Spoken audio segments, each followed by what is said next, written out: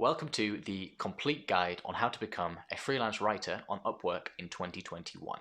You can absolutely earn a good full-time income working from home as a freelance writer, working at hours that you choose, flexibly, remotely from anywhere with your laptop and an internet connection. So I've got to the point of earning $60 per hour quite consistently. I don't earn that every hour of the day, so it's not like 8 hours a day, 5 days a week, year round that I'm earning $60 an hour, because that would be quite insane. But I do earn that on the jobs when I am working. In this video, I'm going to be covering how I started as a freelancer, built up my profile on Upwork successfully, started getting higher and higher paying jobs, started working with better and better paying clients, clients that are better to work with, clients that are now pretty much fighting with each other to get me to work for them. It's going to be an absolutely jam-packed video full of value, and trust me, you want to stick around to the end because every single section of this video is going to be a nugget of information that's going to help you on your journey to becoming a freelancer and earning a full-time income from home, working, to be honest, not that many hours for the money. It's not going to be get rich quick. You're not going to get rich from being a freelancer and working for other people, trading your time for money. That's just not how wealth is created. But it can give you the freedom to work at the hours that you want, in the location that you want, and earn a good amount of money for the hours that you do work.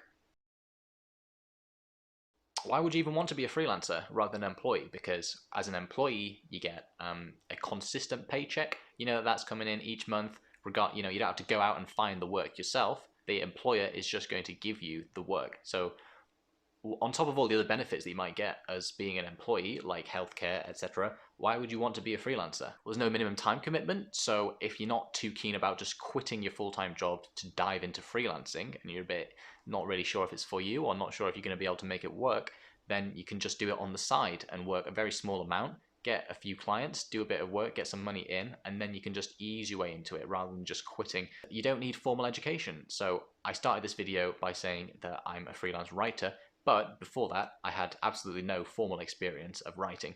I didn't even have really informal experience of writing content for other people because I didn't have my own blog. I didn't do social media posts. I didn't do really any writing. You don't need to be perfect to get started. It's one of those things where you have to start to become good at it. The only way that you're going to be able to become a successful freelancer is by starting at the bottom, especially on these big freelance platforms where there's so many people, so much competition, but a lot of the competition is just really poor quality. I know this because I've been on the client side as well as being a freelancer. I've tried to find a writer and they were just all terrible, all terrible. So now that made me realize why good freelance writers earn a lot of money. Reason number 4 for being a freelancer is there's no commute to work. I mean, that's not so much now when most people are working from home, but when people do go back to work in offices, all those freelancers are going to definitely be able to keep working at home. You don't necessarily have to work at home. You can work wherever you want. So your work environment varies. If you want to be abroad, you could just hop on a plane and go somewhere else and then work on a beach. Reason number 6 for becoming a freelancer is there's no small talk. So I haven't spent much time as an employee in an office because I'm a business guy, but I did do an internship at a software company, and one of the things that I hated the most was having to say hi to everyone when I came in the morning, say good morning, oh, you're right, morning, to the same people every day in the same way. They say it in the same way. It's just like, oh, why are we doing this? Reason number 7 is because you can work on your own schedule. So, for example, if you've got kids and you want to drop them off at school and pick them up from school, as a freelancer, you can work whenever you want during the day and whenever it works best for you. Reason number 8 to be a freelancer is you are basically in control of how much you earn. The more jobs that you complete successfully, as long as you do a good job, you produce high quality work, the amount of money that you're going to be able to command increases over time. And that's pretty much down to you and how much effort you put in and how seriously you take it. Because the more work you do and the more evidence you have to show that you do good work, then the more clients are going to be wanting you. And you only have so much time to do the work, so you can go with the clients that are willing to pay you the most. You will have more time to build passive income sources. So, like I said, you can earn a high amount for a short amount of time working. You're not necessarily going to get that for all of the hours that you're working because you're not always going to have clients offering you work. But the work that they do give you, you could potentially do it quite quickly if you're good at it. Get paid that high amount, and then you'll have all that other time to work on building other sources of more passive income to transition into, so that you're not working as a freelancer, trading your time for money, making active income for your whole life. Reason number 10 to become a freelancer is you can choose which jobs you work on. That almost seems like an obvious point, but there are a lot of people out there who are stuck in jobs that they absolutely hate. They're doing really mundane tasks, or even if it's not mundane, they just really feel unappreciated and they're doing the same work day in, day out. As a freelancer, you can choose exactly which jobs you want to do and want to take on. So you can choose the jobs that seem most interesting to you, and that is a huge plus. I mean, even if you were earning less money than you're earning now, if you're doing work that you actually like doing, is that is that trade-off worth it?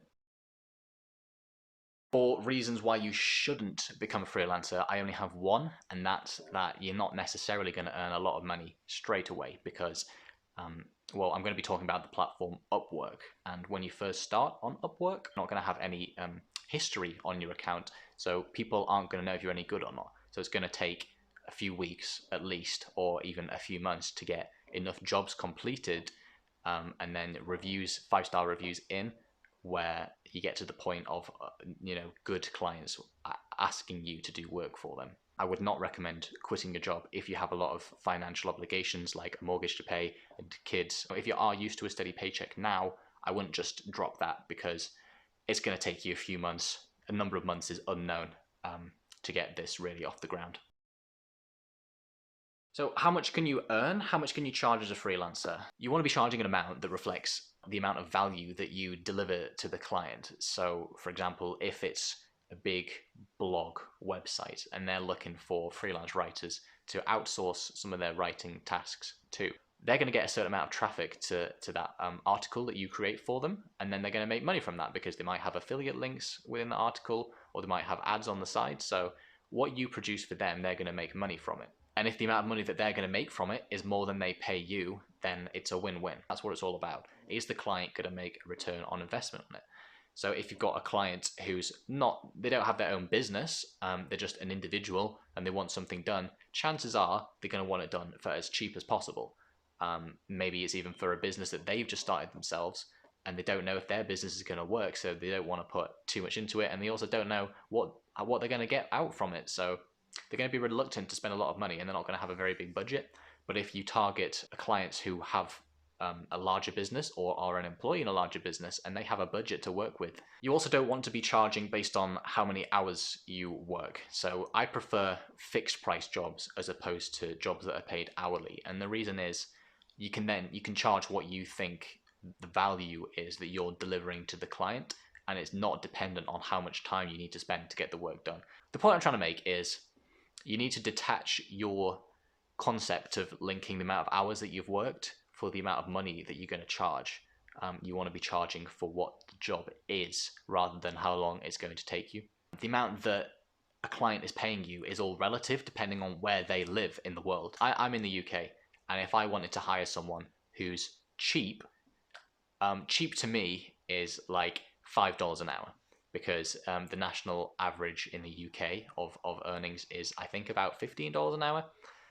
So if I'm earning $15 an hour and I'm paying someone else to do work for me for $5 an hour, I feel like I'm getting a bargain. The average hourly rate in California is $50 an hour.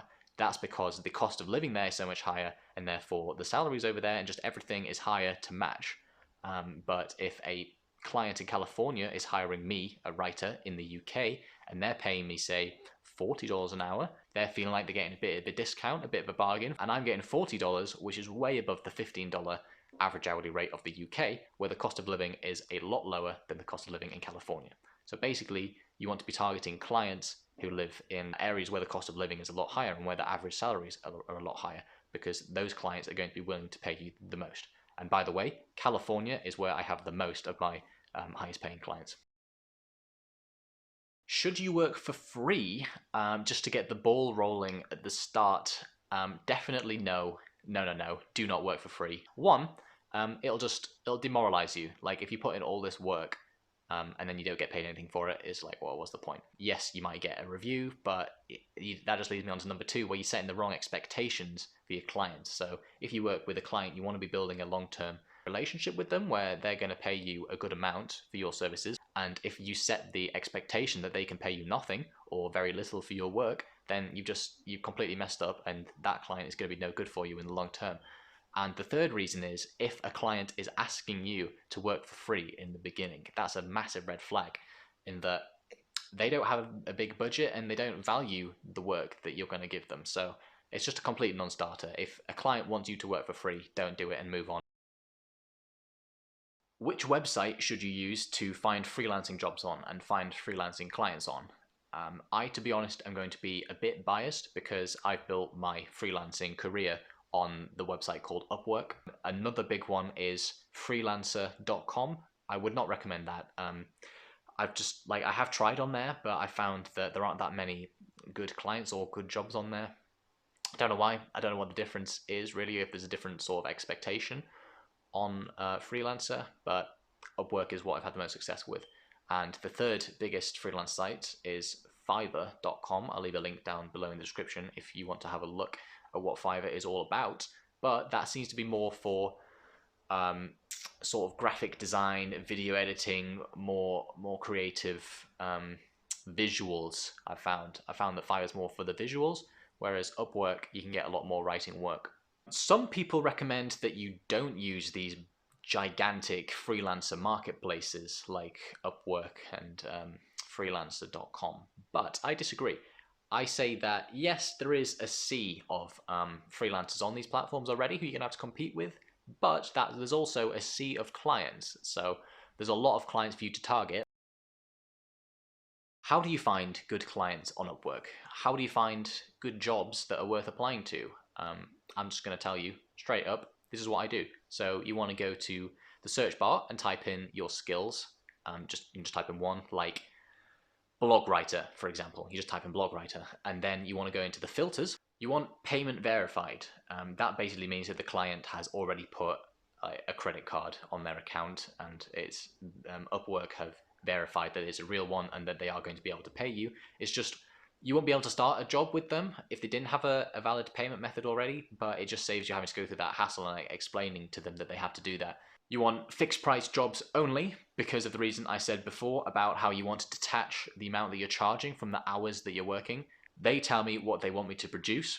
I tell them what I'm going to charge them for that. So of course you have to know a bit about them and their business first. If I know that they're a larger business and they're really going to benefit them from what I'm going to produce for them, then I'll charge a higher amount. You also want to be selecting only jobs that have up to 15 proposals already. If it's got more than that, I found that even if I submit a really solid proposal, like they might not even read it, they might just have a look through the list from the top, from the earliest one that was submitted, read through them, and then hire the first one that they like the look of, and then they might not even get to mine. So, the ones that have 50 plus proposals, it's probably not even going to get read.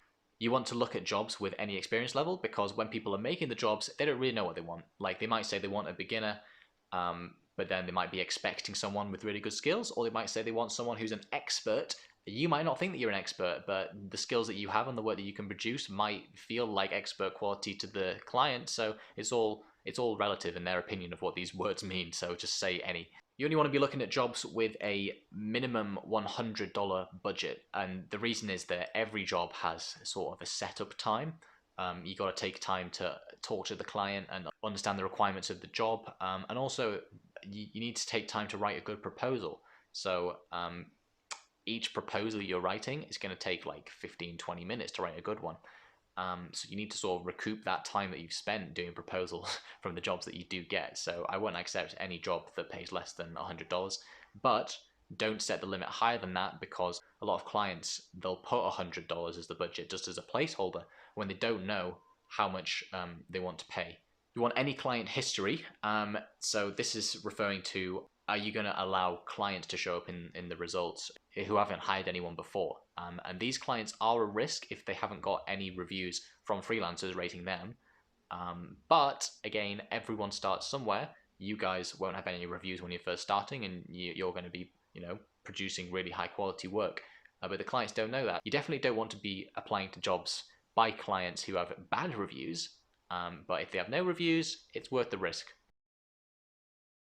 Now I'm going to tell you about how to look through all of these jobs that have just shown up and to be able to pick out the ones that are actually worth applying to. 90 to 95% of them are going to be an absolute waste of time, but you're not going to know that to begin with. So I'm about to save you a lot of time, and this is basically my system that I've developed over scrolling through jobs on Upwork for several hours per day for several weeks and months on end. Check number one is, of course, only select jobs that are relevant for your skills. The client is going to be able to see right through you if you don't have the skills required for the job, and even if you do manage to get the job, you're not going to be able to do a very good job, and it's just going to be a big waste of time. So obviously, only select jobs that are relevant to your skills. Check number two, only apply to jobs that have been around for more than a few hours. The ones right at the top, you don't know if a lot of people are going to submit proposals to those. So that filter that we set at the top, where it filters out the jobs that have less than 15 proposals, we did that so that we're not applying to jobs that already have a sea of proposals for the clients to look through. But if the job has only recently been posted, it's not going to have many proposals. But after a few hours or after a day, it could very well become one of those jobs with 50 plus proposals, and we don't know that yet. So don't even bother considering those, just skip down the list to the ones that have been there for, say, at least 3 hours. Check number three is make sure the budget is big enough. So of course we've done that filter at the top to show only the jobs with a $100 plus budget, but if you actually read the description of some of the jobs, they'll secretly say another budget. So the job might say $100 in the official budget part of the listing, but then in the description they might say, and the budget is $20.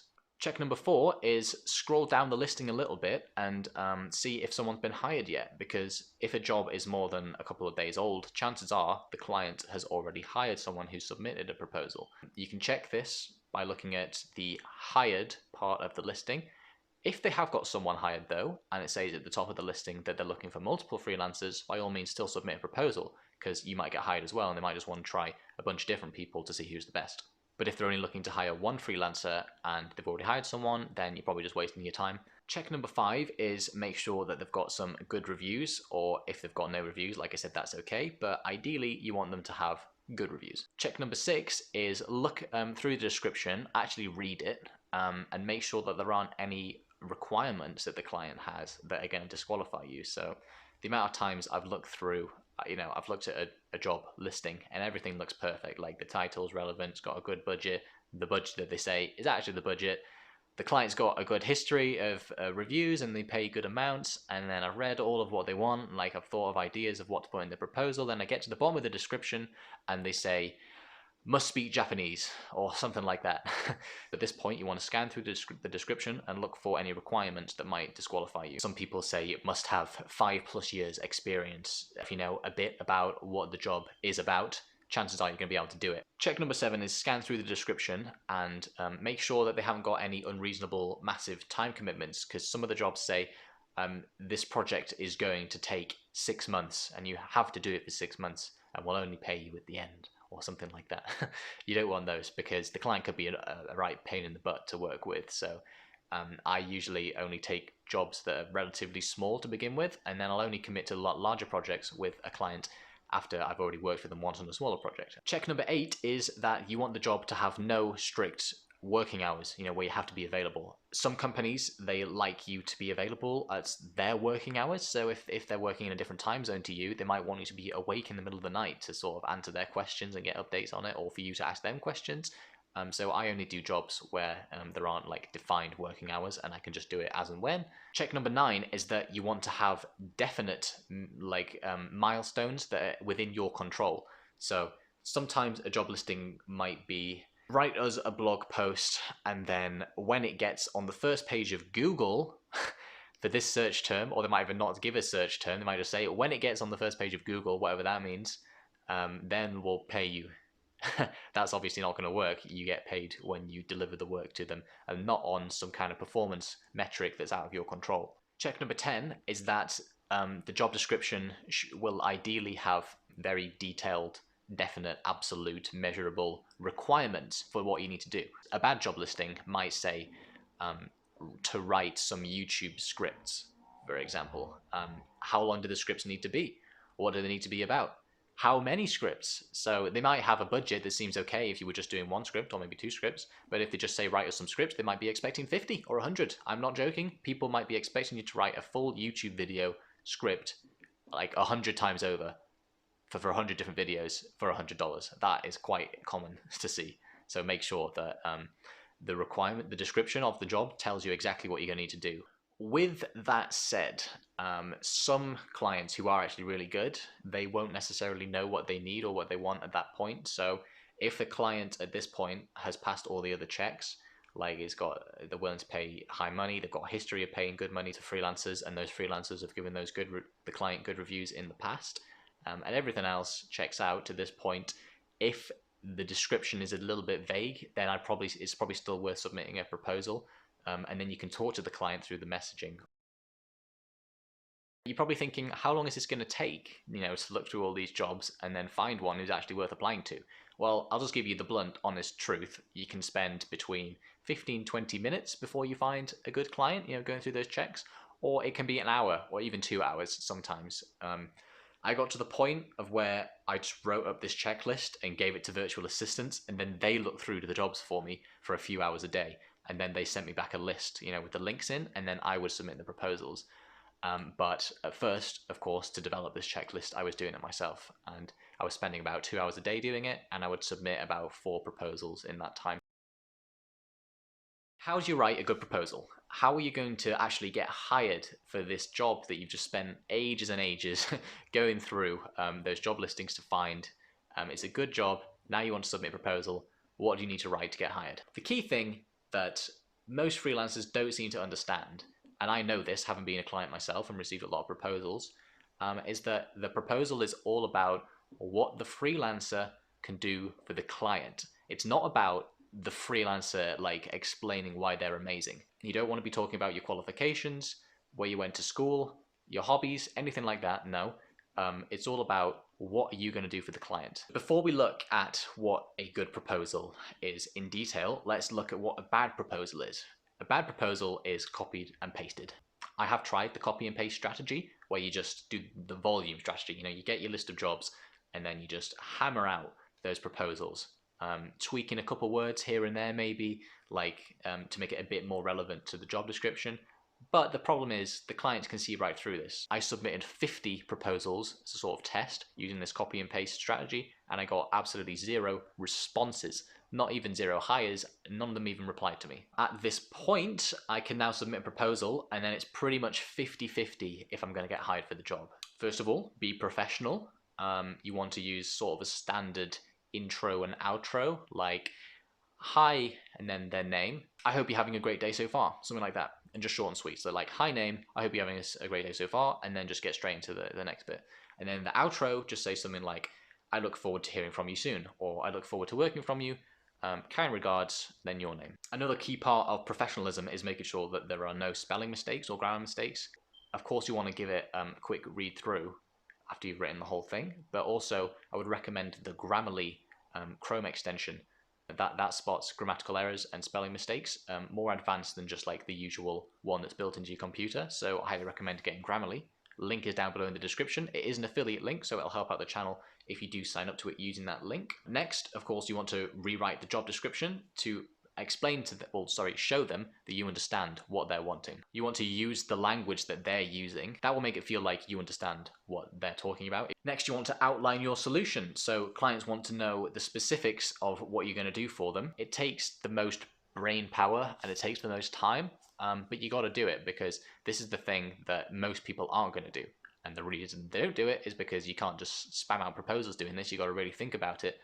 But at the end of the day, that's what's going to get you hired. So would you rather spam out 50 proposals and get no hires, or do 5 proposals and get hired for 2 or 3 of them? You also want to cherry pick relevant examples of previous work that you've done. So for example, if the client is wanting you to write a blog article for their tech blog, then you want to be pasting in links to live web pages of other articles that you've written for other tech blogs. But that's why it takes a bit of time to get going, because it's a bit of a catch-22. You have to have some examples to show the client, but if you haven't done any work before, then you don't have any examples. So I would recommend just writing some in Microsoft Word The only issue with that is it'll take you a bit longer to get hired. I know that when I was hiring writers, almost all of them, they didn't send me live links, they sent me Word documents. And I was thinking that was a bit iffy because, for one, how do I know that they've actually written it and they've not just had someone else write it for them? And two, it shows that, well, they haven't successfully done work for other clients, because otherwise they'd just show me the live links. Just try and blag your way into your first job. Maybe just don't put any examples of your past work and do all these other things that I'm saying to do in the proposal. That's what I did. I, of course, didn't have any work to start with. I applied to a tech blog, and I said I had a bit of a background in tech, which I do. I have a computer science degree. Just by showing my understanding of what they wanted me to do and explaining a bit about what I'd write, I managed to land the job just from them feeling that I'm competent and able to do it, even though I didn't have any previous writing experience or examples to show them. And that, of course, gave me my first example, which I then milked in my future proposals, saying, check out this blog post that I've written. And then, of course, you get more, and it snowballs a bit from there, and it becomes easier and easier. There's a number of reasons why you're not going to get hired every single time. You're never going to get hired every single proposal that you submit for these reasons. One is they might have already known who they wanted to hire. Sometimes clients put out jobs and they invite freelancers to it, and they also make it available for other people to apply, maybe even without realizing it. The person who they wanted to apply applies, they hire that person, and that's that, and you never had a chance. A second is they put the job post out and they just completely forgot about it and then never hired anyone. Another reason is they might have put the job post out on Upwork, and then maybe another freelancing platform hired someone on that other platform and again forgot to close the other job. A fourth reason could be that they just got so many proposals that they never even got to read yours, and that doesn't really say anything about you. It's just that you shouldn't have applied to that job that had too many proposals. You don't necessarily have to have an incredible Upwork profile if you can write great proposals. You are going to get hired eventually, but the profile complements the proposals, in that, of course, if you submit a proposal for a job, the client's going to want to check you out a bit. They're going to have a look and see your face. On Upwork, on your profile, you can create a title, and you want to make that really good, because that's the first thing that they see after your picture. So here's an example of a bad title. I will maximize your business. What do they do? What are they going to do for you? You don't know, so you're just going to skip over them. Here's a better version. Content writer, blogger, editor. That clearly shows immediately what the person does and what they can do for you. You want to use the same kind of language that most of your clients are using. So if you put in your title, I do sales writing, right? But then most people call that copywriting. So if you put sales writing, people aren't really going to know what that is. And the way you can find out what words your clients are using to describe your skills is just look through jobs and read the descriptions and figure out if they are what you are able to do, and then look at what words they're using in the titles of those jobs. I'm just going to close out this video by explaining how you get good reviews. I mean, it's a bit more than just saying, do a good job, because of course you have to do a good job, but what is a great job? First of all, you want to massively overestimate how much time you're going to need. You always want to underpromise and then over-deliver. So if you say it's going to take 2 weeks and you deliver it and it's really good and finished in 1 week, they're going to be happy. Another way to earn that good review is just be really professional with your communication, and also communicate frequently. So be polite, use proper English and full sentences, and then also keep them updated and in the loop, because you might know that you're working on it, you're grinding it out, you're finishing their job for them, but they don't know. And lastly, you want to keep some tricks up your sleeve of what you're going to do for them. So you don't want to tell them every single thing you're going to do for them, because then you're not going to be able to over-deliver on what you've promised. It makes you look like you've gone above and beyond, even though you were planning to do that from the outset. But if you've made it this far, congratulations. It's been a really long video, probably the longest I've ever done on this channel by quite a bit, but hopefully you've enjoyed it. If you want me to make more videos like this, either in this long format, or if you want me to make more videos just about freelancing in general, maybe not necessarily this long, but still about freelancing, then let me know. You can also let me know by smashing that like button, and also subscribe to the channel to see more like this.